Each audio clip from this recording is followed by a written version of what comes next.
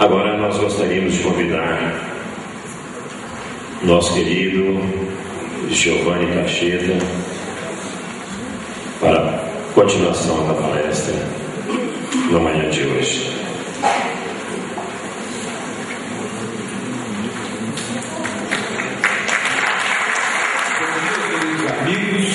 É uma alegria estar aqui com vocês e eu gostaria de inicialmente, antes de apresentar o nosso tema, trazer à nossa mente, o nosso coração, os motivos que nos reúnem nessa manhã de hoje.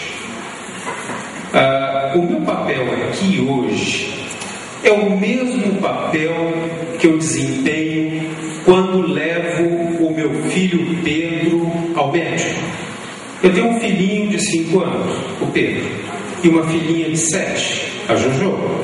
E quando eu levo o Pedro ao médico, o meu papel é distrair o Pedro, é fazer palhaçadas para ele, é diverti-lo para que o médico possa atuar sobre o Pedro, para que o médico possa ajudar o Pedro. E o meu papel aqui hoje de manhã é a mesma coisa, é divertir vocês, é entretê-los, para que o mistério, que eu não controlo, possa, segundo a vontade do mistério, atuar sobre cada um de nós e entregar para cada um de nós aquilo que nós necessitamos, segundo a vontade desse mistério que nos rege. Louvado seja Deus, Senhor do Universo. Louvado seja Jesus Cristo, nosso Mestre, amigo e pastor. Que Deus nos conduza nessa manhã. Queridos amigos, o assunto... muito obrigado. O assunto nosso hoje é a divulgação da obra de Pietro Ubaldi. Antes que a gente entre no tema propriamente, eu gostaria de mostrar para vocês, extraído da grande síntese do capítulo 50. A propósito, alguém tem uma grande síntese aí? Não? Se tiver, me empresta. Traz aqui para mim. Extraído da grande síntese, no capítulo 50, uma oração. Ubaldi apresenta ao longo da sua obra diversas orações, poemas, passagens de muita beleza, de muita poesia, de muito encantamento. E como o nosso assunto é a divulgação da obra de Ubaldi, eu gostaria que a gente começasse entrando em contato com essa obra, para que eu possa colocar minha linguagem mais adequadamente. Eu gostaria, por favor, que levantasse a mão aqueles que ainda não conhecem a obra de Ubaldi. Por favor, levante a mão para mim. Quem não conhece ainda a obra de Ubaldi? Bom, muito legal. E eu gostaria também de pedir, por favor, que levantasse a mão para mim quem já leu o livro Deus e o Universo, aqui entre vocês. Legal, nós vamos divertir aqui hoje muito. Então, meus amigos, no capítulo 50 da grande síntese, nós encontramos uma lindíssima oração que eu gostaria de proceder à leitura para iniciar o nosso trabalho de hoje. Vamos reunir a nossa mente, o nosso coração nessa leitura e vamos fazer desse momento um momento de agradecimento e vamos deixar que cada palavra dessa oração repouse na nossa alma, sem nenhuma necessidade de entendimento. Basta que a gente ouça e se deixe levar pelo encantamento dessas palavras. Adoro-te, recôndito eu do universo, alma do todo, meu Pai e Pai de todas as coisas, minha respiração e respiração de todas as coisas. Adoro-te, indestrutível essência, sempre presente no espaço, no tempo e além, no infinito. Pai, amo-te mesmo quando tua respiração é dor, porque tua dor é amor, mesmo quando tua lei é esforço, porque o esforço que tua lei impõe é o caminho das ascensões humanas. Pai, mergulho em tua potência, nela repouso e me abandono. Peço à fonte o alimento que me sustente. Procuro-te no âmago onde tu estás, de onde me atrais. Sinto-te no infinito que não atinjo e de onde me chamas. Não te vejo e, no entanto, ofuscas-me com tua luz. Não te ouço, mas sinto o tom de tua voz. Não sei onde estás, mas encontro-te a cada passo. Esqueço-te e te ignoro. No entanto, ouço-te em toda a minha palpitação. Não sei individuar-te, mas gravito em torno de ti, como gravitam todas as coisas em busca de ti, centro do universo. Potência invisível, que diriges os mundos e as vidas. Tu estás em tua essência acima de toda a minha concepção. Que serás tu, que não sei descrever nem definir, se apenas o reflexo de tuas obras me enceguece? Que serás tu, se já me assombra a incomensurável complexidade desta tua emanação, pequena centelha espiritual que me anima integralmente? O homem te busca na ciência, invoca-te na dor, te bendiz na alegria, mas na grandiosidade de tua potência, como na bondade de teu amor, está sempre além de todo o pensamento humano, acima das formas e do devenir, no lampejo do infinito. No ribombar da tempestade está Deus, na carícia do humilde está Deus, na evolução do turbilhão atômico, na arrancada das formas dinâmicas, na vitória da vida e do espírito está Deus, na alegria e na dor, na vida e na morte, no bem e no mal está Deus, um Deus sem limites, que tudo abarca, estreita e domina, até mesmo as aparências dos contrários, que guia para seus fins supremos. E o ser sobe, de forma em forma, ansioso por conhecer-te, buscando uma realização cada vez mais completa de teu pensamento, tradução em ato de tua essência. Adoro-te, supremo princípio do todo, em teu revestimento de matéria, em tua manifestação de energia, no inexaurível renovar-se de formas, sempre novas e sempre belas. Eu te adoro, conceito sempre novo, bom e belo, inesgotável lei animadora do universo. Adoro-te grande todo, ilimitado, além de todos os limites do meu ser. Nesta adoração, aniquilo-me e me alimento, humilho-me e me incendeio, junto-me na grande unidade, coordeno-me na grande lei, a fim de que minha ação seja sempre harmonia, ascensão, oração, amor.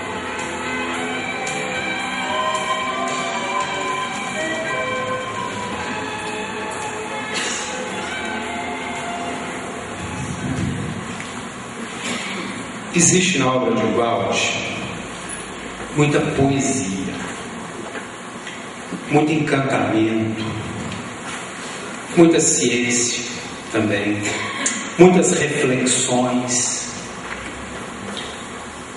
Quando a gente tenta responder a pergunta do que fala a obra de Walt, a resposta é: o Walt fala ao mesmo tempo de muitas coisas e de uma única coisa. Ou talvez a melhor resposta fosse que o balde fala sempre de uma mesma coisa através de muitas coisas, ou em muitas coisas. O balde fala de questões remotas, como a formação do universo, o destino humano, e faz também uma análise do nosso mundo: ciência e tecnologia, educação e cultura, religião e espiritualidade, economia, sociologia. É muito ampla essa obra. Mas, embora a gente encontre uma grande diversidade de assuntos, todos os assuntos estão ligados, são convergentes, estabelecem uma sintonia com essa busca do mistério que habita em todas as coisas. Esse é o grande tema de um balde, a unidade substancial de todas as coisas. É disso que o balde fala. E é possível nomear esta maneira de pensar ou esta maneira de se expressar. O nome que se dá para isso é monismo. Olha, o balde não veio fundar nenhuma escola filosófica nova, não.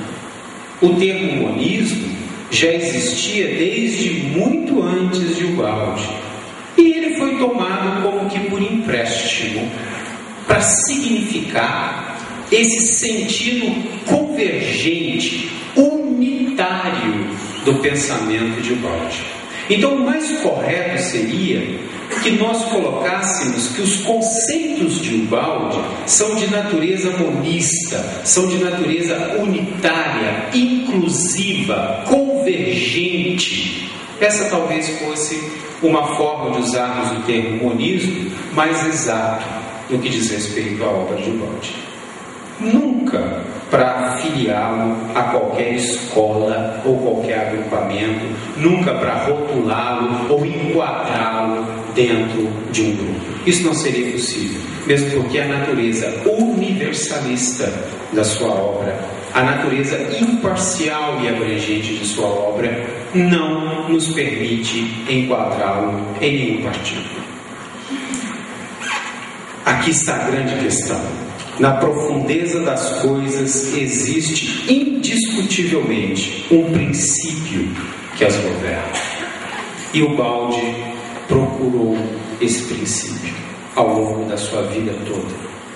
Investigou, falou dele, tentou revelá-lo de todas as maneiras.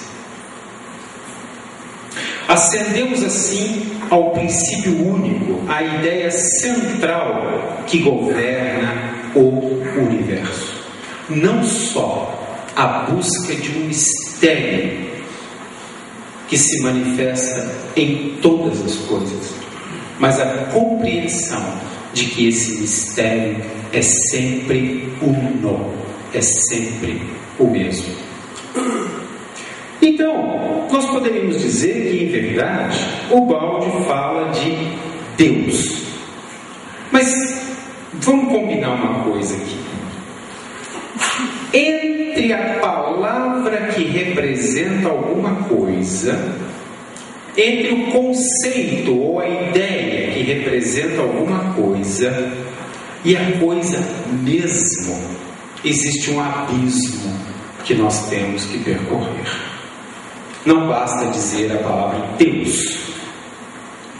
É preciso entender que esta palavra ou que esta ideia representa um mistério que nós precisamos conquistar. Quando eu disse a frase, o Ubaldi fala de Deus, se nesse salão aqui tem, 200 pessoas, esta palavra foi decodificada de 200 maneiras diferentes. E cada uma delas não é a coisa, é apenas a representação da coisa. Então aqui agora vem uma pergunta chave. Parceiro, você acredita em Deus?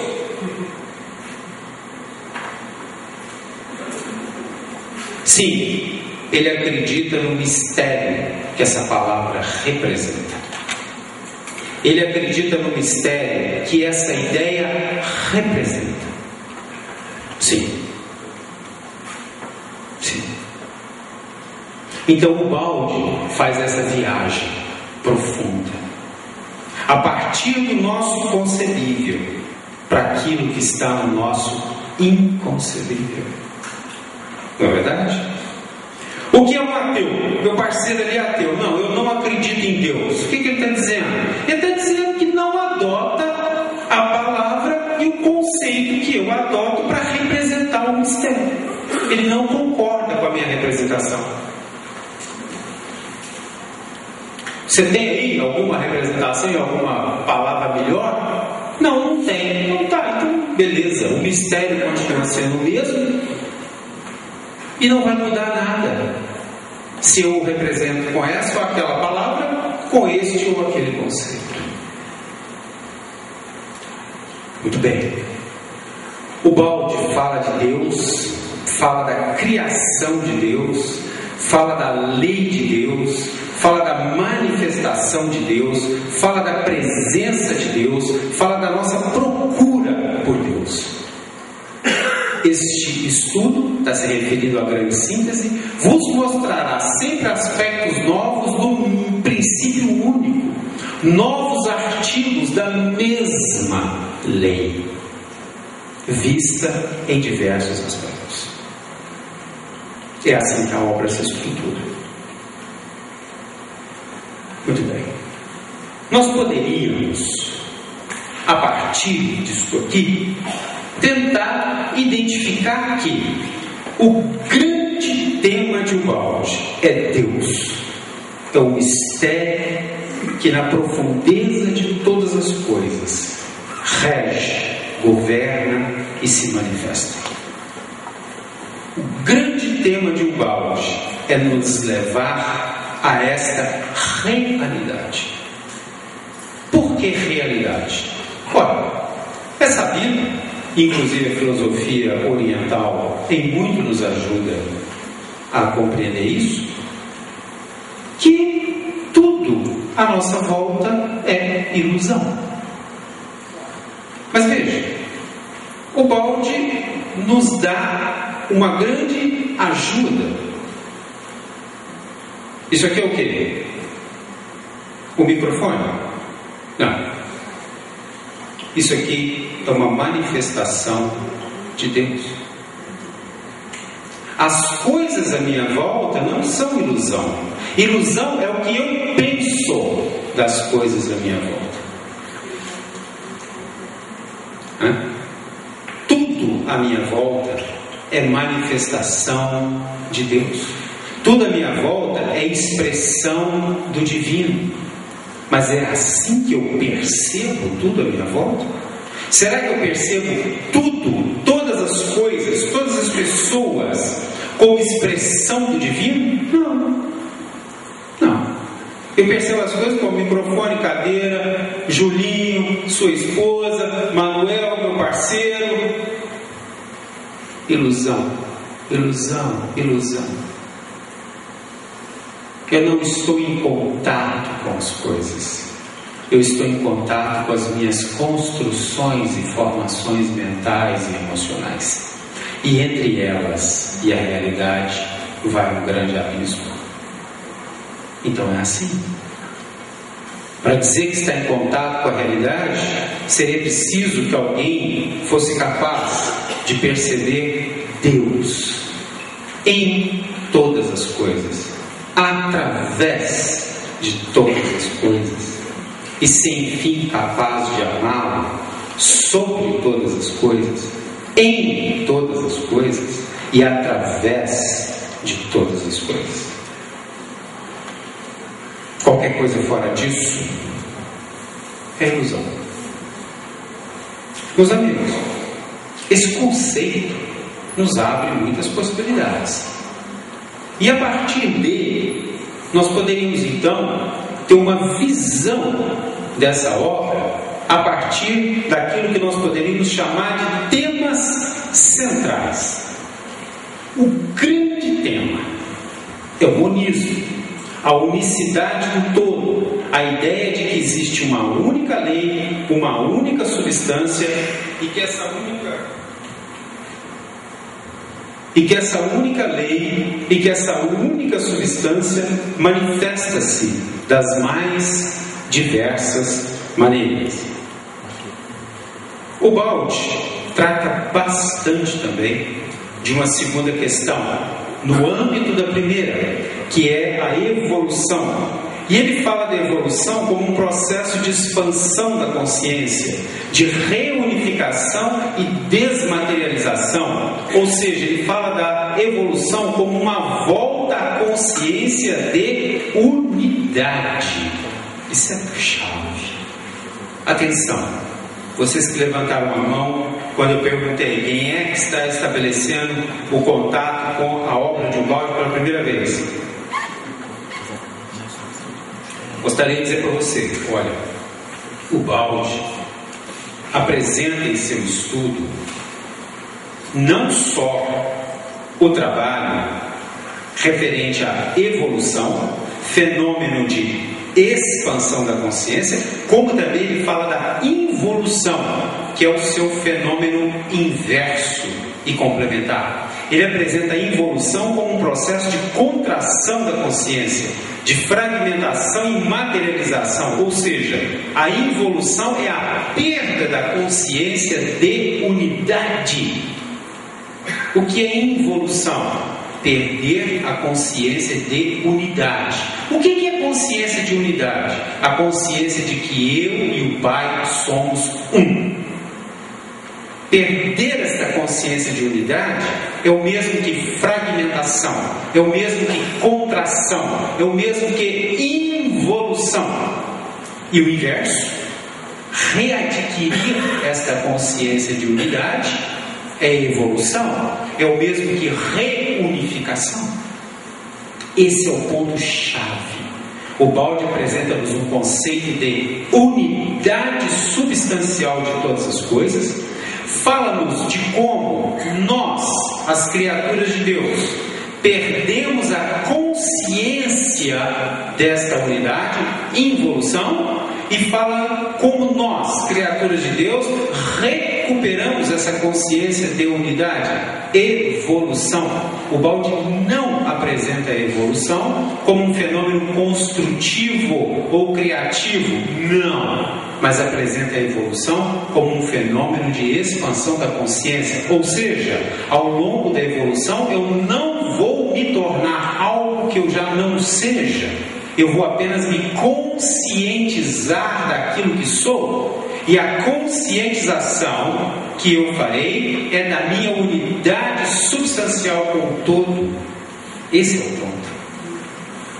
E digo mais, presta atenção uma coisa: o ser não se separou de Deus, porque isso é impossível. Se alguém se separar de Deus, para onde é que ele vai? Hein, Tiago? Fala aí para mim, para onde que ele vai? Ah, porque eu me separei de Deus. Tá, foi para onde? Onde que é esse lugar? O que é isso? Fora de Deus. Isso não existe. O ser de fato não se separou de Deus. O ser perdeu a consciência da unidade. Ele continua unido a Deus, mas não tem essa consciência. Ele se percebe como separado de Deus. Daí que a evolução é fenômeno de despertamento. Importante isso. Vamos pensar sobre isso.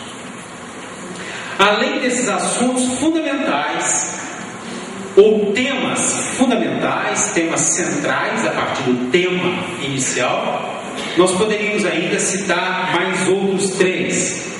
O Baldi fala muito sobre intuição como um novo método de pesquisa. Ele fala de correntes de pensamento. Isso é muito importante na obra de Baldi, sobretudo para aqueles que estudam o fenômeno da mediunidade e sua evolução. O Baldi fala também de uma nova civilização. Ele fala da transição para a civilização do terceiro milênio e o novo homem que surge junto com esta nova civilização. E o Baldi fala do Cristo como a mais alta manifestação na Terra, Ubaldi fala do Cristo como ideal e como norma de vida. Ubaldi tem um pensamento crístico. E ele fala do Cristo em todos os livros. E além disso, ele dedicou ao Cristo, a esse assunto, um livro específico. É a sua 24ª obra, a última obra, com a qual ele fecha o ciclo do seu trabalho. Muito bem. Tudo isso colocado, que foi uma breve introdução, espero de alguma forma ter contribuído para vocês que vão começar a ler Ubaldi com essas colocações. E queria agora discutir um pouco sobre aspectos do nosso relacionamento com a obra de Ubaldi. Seria muito importante que nós tivéssemos ideia de quais são as possibilidades do nosso relacionamento com essa obra.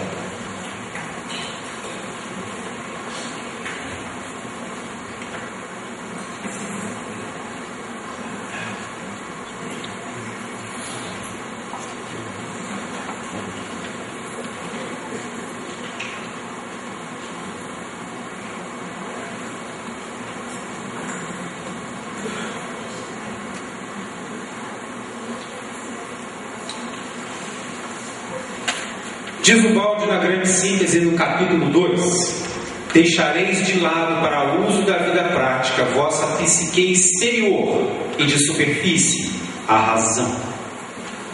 Então a nossa razão, o nosso intelecto, essa faculdade, Ubaldi diz que ela é muito válida para a nossa vida prática, mas ela não se aplica ao nosso esforço de aproximação e de contato com o mistério. Então, primeira coisa, intelecto, perguntas, dúvidas, não são capazes de fazer revelar-se o mistério. E continua: só com a psique interior podereis compreender a realidade mais verdadeira que se encontra na profundeza das coisas. Oh, meus amigos, se a razão não me revela a essência das coisas, e se a minha busca é por conhecer essa essência, qual deve ser a minha primeira atitude? Ou qual é o primeiro e fundamental aspecto do nosso relacionamento com a obra de Ubaldi? Autoconhecimento. Ou seja, para compreender o mistério que existe nas coisas, deveis saber descer do mistério que está em vós. Isso é chave. Guarda isso. Primeira coisa, se eu não me compreender como manifestação do mistério, se eu não descer ao mistério que eu sou e que em mim habita, dificilmente serei capaz de perceber o mistério que em você habita e que em você se manifesta. Enquanto eu me tomar por um corpo, por uma personalidade humana, enquanto eu achar que sou aquele cara da carteira de identidade, esquece, só ilusão. É preciso ir além disso. É preciso perceber-se como mistério para poder estabelecer contato com o mistério que habita em todas as coisas. E autoconhecimento é chave no processo do nosso relacionamento com a obra de Ubaldi. Vamos estar o tempo todo em contato com essa obra, fazendo um esforço de autoconhecimento. E esse esforço de autoconhecimento é, sobretudo, um esforço de acordar da ilusão de acharmos ou de confundirmos-nos com o corpo que utilizamos como veículo de expressão no mundo material, ou com a personalidade humana a qual estamos ligados, cumprindo um processo kármico, seja por provação ou por missão. Definitivamente, Nós somos seres espirituais, ligados a uma forma humana num processo evolutivo. E é essa consciência de sermos criaturas de Deus é que vai nos capacitar a perceber essa manifestação. Mas esse primeiro aspecto do autoconhecimento se soma a um segundo aspecto, tão importante quanto o primeiro. Purificai-vos moralmente e refinai a sensibilidade do instrumento de pesquisa, que sois vós, e só então podereis ver. Purificai-vos moralmente e refinai a sensibilidade do instrumento de pesquisa, ou seja, autoelaboração, segundo aspecto do nosso relacionamento com a obra de Walsh. Autoconhecimento e autoelaboração. Essa autoelaboração é um esforço permanente por purificação moral e por refino da nossa sensibilidade. E nós todos sabemos o que significa purificar-nos moralmente. Esse princípio está descrito em todas as tradições humanas que pretendem contribuir para o desenvolvimento. Recebeu o nome de reforma íntima na doutrina espírita. É conhecido como conversão no cristianismo tradicional.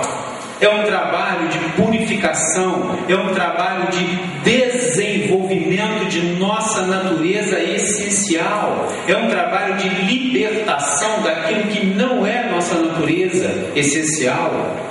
Ora, todo mundo sabe o que é purificar-se moralmente.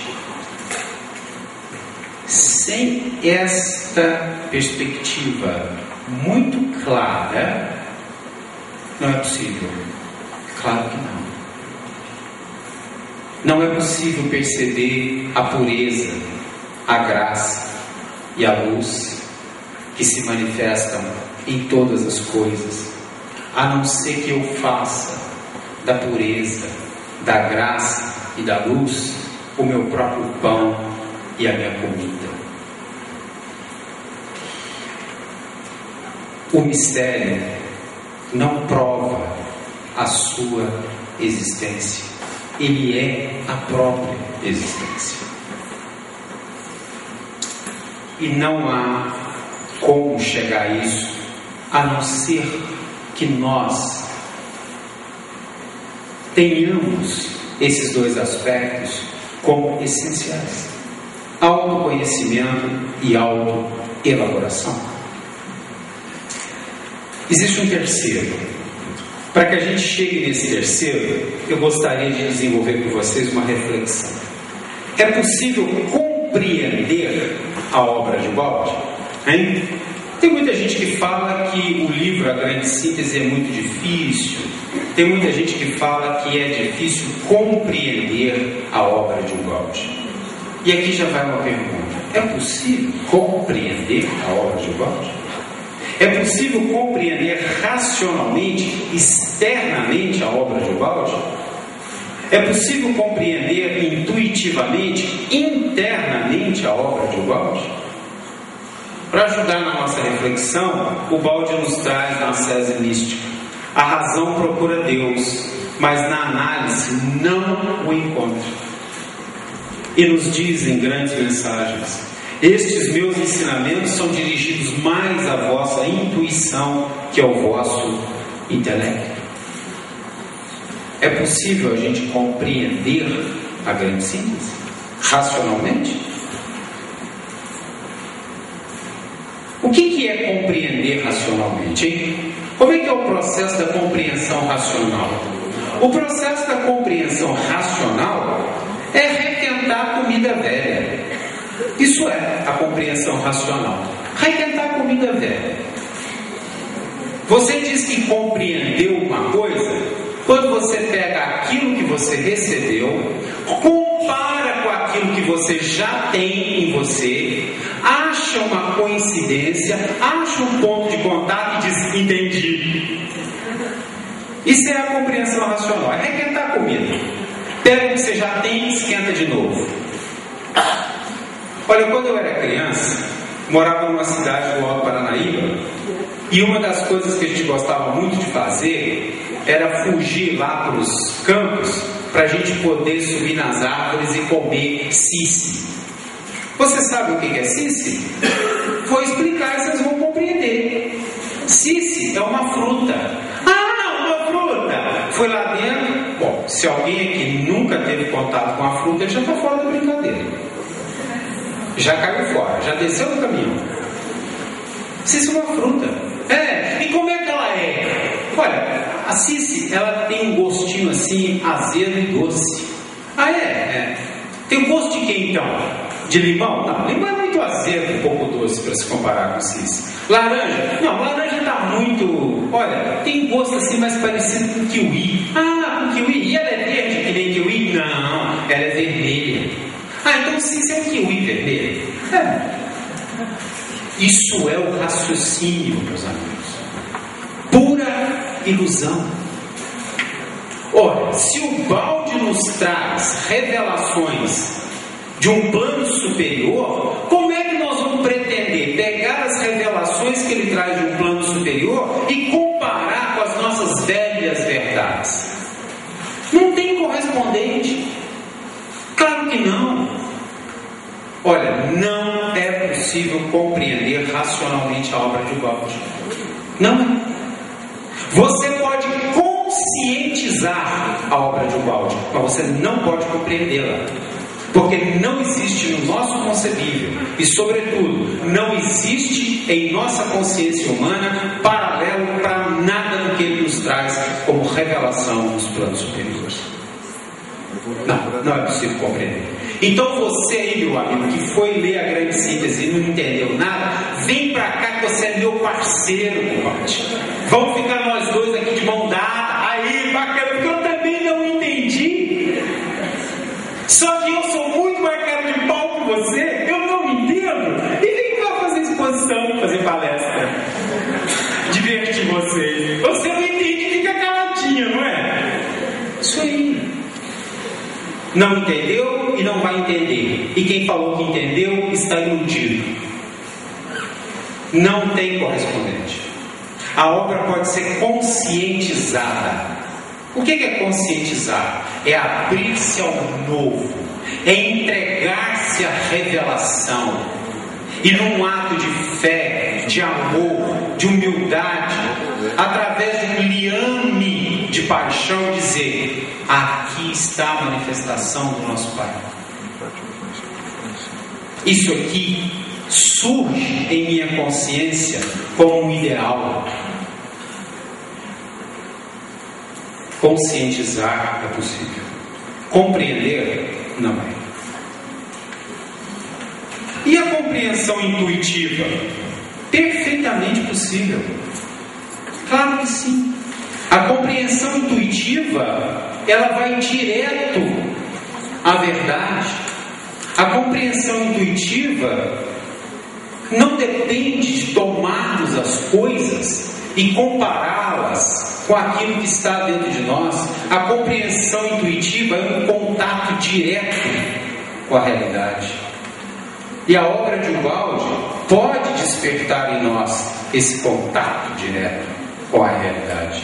A obra de Ubaldi pode fazer com que a nossa sensibilidade aflore. As palavras que eu li da oração no capítulo 50 da grande síntese podem ter servido para fazer com que a sensibilidade de vocês se tornasse mais aguçada, e essa sensibilidade mais aguçada pode ter levado vocês a estabelecer um contato com o mistério. Pode. Mas aí surge aquela questão: colega, agora é nossa vez. A pessoa vai falar para mim: mas eu não estou sentindo nada, né? Eu não estou sentindo nada, não estou entendendo nada. Então você é meu colega. É assim mesmo. Como é que eu faço? Racionalmente, não consigo me conscientizar. Intuitivamente, não consigo sentir nada. O que eu faço? Colega, tem jeito. É o terceiro aspecto. É o terceiro aspecto. Sabe como é que a gente faz? O balde nos dá a resposta na sua própria obra. Como é que eu faço? Eu catei um livro, grande, simples, acesso místico, não importa, eu catei um livro, de um livro, não senti nada, não entendi nada. Né? Para onde é que eu vou?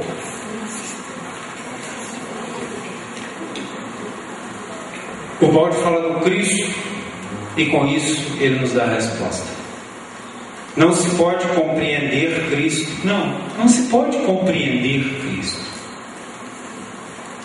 aproximando-se dele com ânimo de historiador, de crítico, de erudito e sábio. É preciso aproximar-se com ânimo amoroso, porque só a quem ama são concedidas certas compreensões íntimas e profundas, porque o amor é o caminho único da compreensão. A chave está aqui. O amor é o caminho único da compreensão. Mas eu não entendo Cristo. Ninguém entende. Até que o ame, até que se entregue a Ele, até que faça dele a sua própria vida. E esse amor, essa entrega, essa fé vai nos revelar o Cristo. Como vai nos revelar o mistério em todas as coisas. O terceiro aspecto, meus amigos, é a entrega. É o amor e a fé, sem qual não é possível. O pensamento de Deus que está no íntimo das coisas se revela espontaneamente aos que se aproximam com amor e fé. É a construção de um liame de amor e de fé com a obra de um balde que vai nos levar à compreensão dela. É o esforço permanente de autoconhecimento e autoelaboração que vai nos levar ao aguçamento da sensibilidade.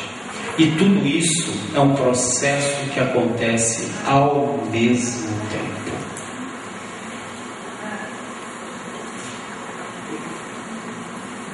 É isso. É o amor. É a entrega. A submissão. A paixão. Esse é o mistério da única e verdadeira compreensão. Esse é o mistério que faz com que qualquer pessoa fique diante da realidade e da verdade. E nós poderíamos então tentar fazer uma aplicação desses ideais de autoconhecimento, autoelaboração e entrega, fé e amor na obra de Ubaldi, observando algumas ideias que ele nos expõe.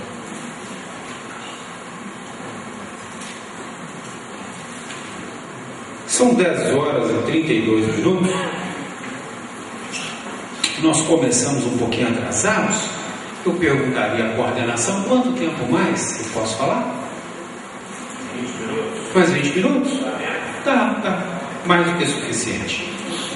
Meus queridos amigos, autoconhecimento, perceber-se como mistério, como espírito, como criatura de Deus, autoelaboração, permanente busca de purificação moral e sensibilização, e entrega, amor e fé. Está aí uma bela poção mágica. Julinho, bota tudo isso no caldeirão. Sexta-feira, meia-noite, um pouquinho de coentro, asa de morcego, tá? Misture bem. Beba, dê para as crianças, bote na água do filtro, bote na caixa d'água do condomínio, jogue no riacho, jogue no mar. Vai firme. Falha não, gente. Falha não. Não falha. Eu vim lá de Belo Horizonte falar isso para vocês. Tá? Falha não. O Ubaldi nos apresenta então, dentro do seu estudo, uma questão importante: involução. Ele nos apresenta a involução dentro de uma ideia de contração da consciência, de fragmentação e materialização, descrevendo um fenômeno de perda da consciência de unidade. Involução, perda da consciência de unidade.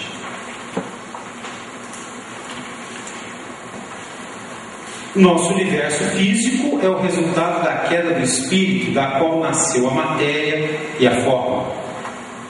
O Baldi chamou esse conjunto de ideias de teoria da queda e batizou isso com o termo a queda dos anjos. Você já ouviu falar na queda dos anjos? Pois é. É assim. O Baldi então procura nos falar sobre o fenômeno da perda da consciência de unidade, ou involução, ou contração da consciência, e usa essas expressões: teoria da queda ou queda dos anjos.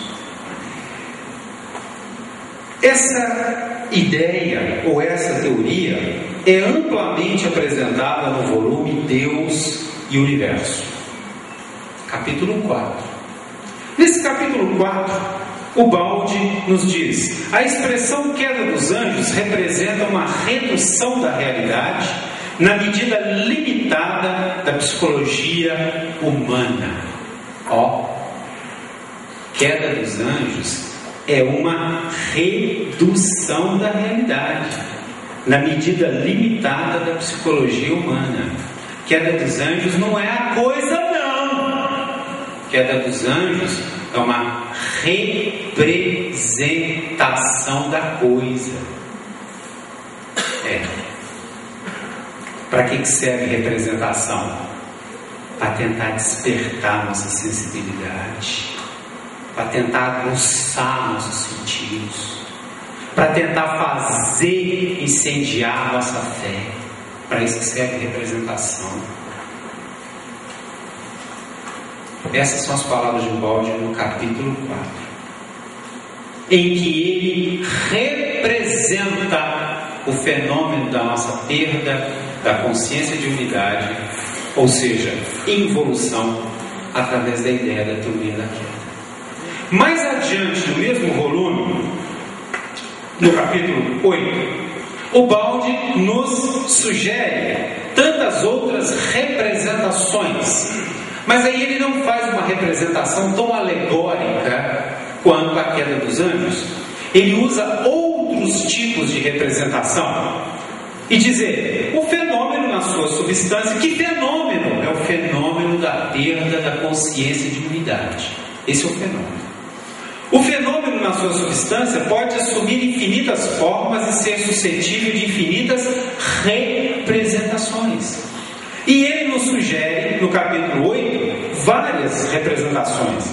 Qualquer que seja o ponto de vista, trata-se sempre de uma inversão para o negativo, que pode manifestar-se como congelamento ou solidificação cinética, como contração ou curvatura do sistema, como um aprofundar-se do espírito na matéria, uma destruição da consciência e assim por diante. Existem várias possibilidades de representação desse fenômeno.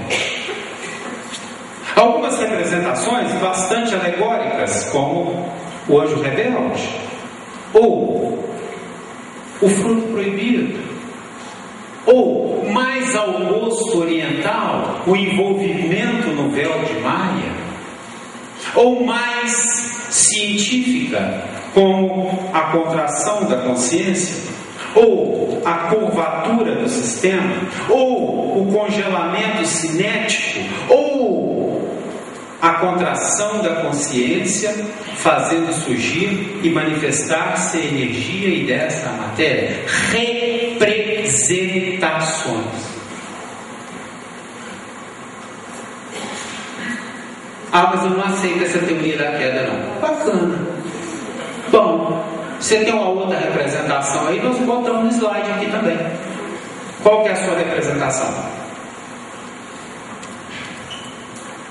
Como é que você representa o fenômeno da perda da consciência de unidade que nós vivemos? Você representa como? Toda representação é boa. Algumas têm a capacidade de aguçar mais nossa sensibilidade. Algumas tocam mais a gente, a nossa fé santa. Algumas mexem mais conosco. Para quê? O que existe por trás dessas representações todas, gente? Palavras de Gauss. Eis realmente o que existe por trás da representação que demos ao fenômeno, uma abstração que para o homem atual se perde no superconcebível. Ah, mas eu não aceito isso da teoria da queda, não. Bacana. Fotografia. Eu tenho aqui no meu celular uma fotografia da Jojo, minha filha. Vocês querem ver? Hã? Quer? Depois lá fora no café eu mostro para cada um. Só que entre a fotografia da Jojo e a Jojo tem um abismo que cada um de vocês vai ter que percorrer sozinho. Entre a representação do fenômeno da perda da nossa consciência e o fenômeno na sua substância, nós vamos ter que percorrer um caminho de autoconhecimento, de autoelaboração, de fé e de amor. Não se iludam. A teoria da queda não é a coisa, gente. Pelo amor de Deus, não faz nenhuma religião nova para isso, não. Não precisa.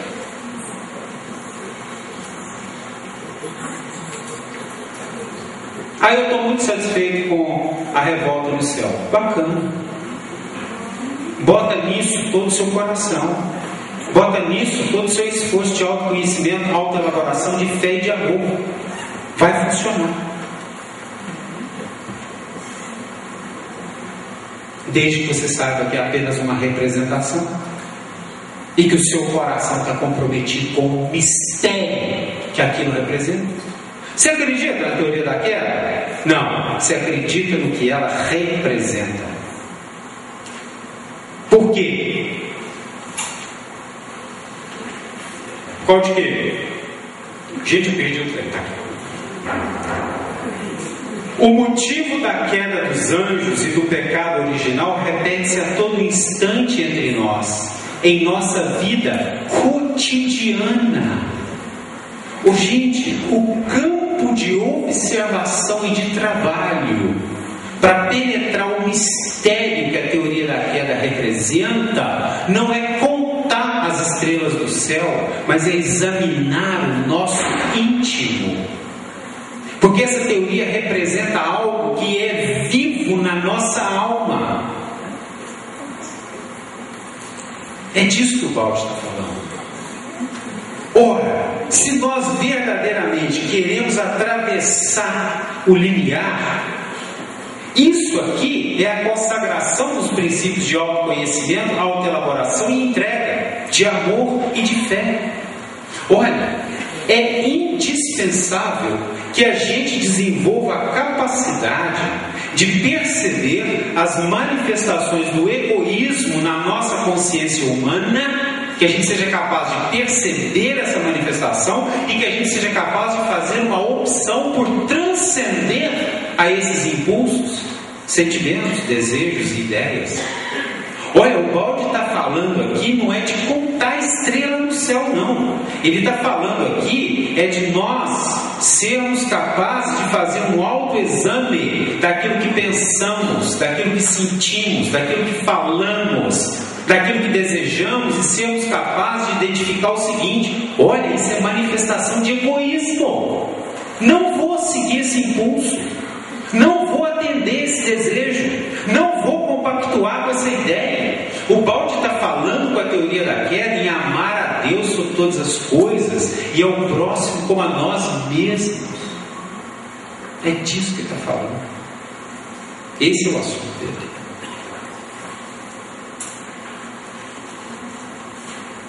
Bom, eu gostaria de 2 palavras para encerrar. Primeira palavra para encerrar, eu extraí lá do Eclesiastes, capítulo 12, o finalzinho. Vamos encerrar com algumas palavras do rei Salomão e com algumas palavras do próprio Balde.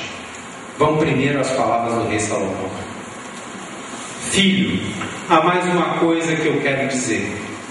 Os livros continuarão a ser escritos. Estudar demais cansa a mente. Viu? Tá uma piscina quente aí.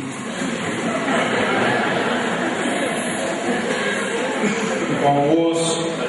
Próxima palestra, coordenação 15 horas, não é isso? Que hora? Não, depois do almoço. A gente depois do almoço, 15 horas. Almoçar, tirar um cochilo. Comprou livros do Balde? Quantos? Não importa. Leia aqueles com os quais você é capaz de estabelecer um liame de amor, de fé, de entrega. Leia aquilo que você é capaz de botar em prática. Leu a primeira página? Li. Botou ela em prática? Ainda não? Então fica só com a primeira página. Tá bom. De tudo que foi dito, a conclusão é esta: tema a Deus e guarde os seus mandamentos, porque foi para isso que fomos criados. As palavras de encerramento agora de Balde. Ah, se fôssemos capazes de compreender que somos criaturas de Deus, isto é, filhos do Pai Supremo, que o universo é construído para a nossa vida, primeira necessidade, e que esta vida é, por consequência, sumamente protegida por nosso Criador, que nos ama, não haveria razão para tantas e inúteis aflições. Obrigado. Capaz de ter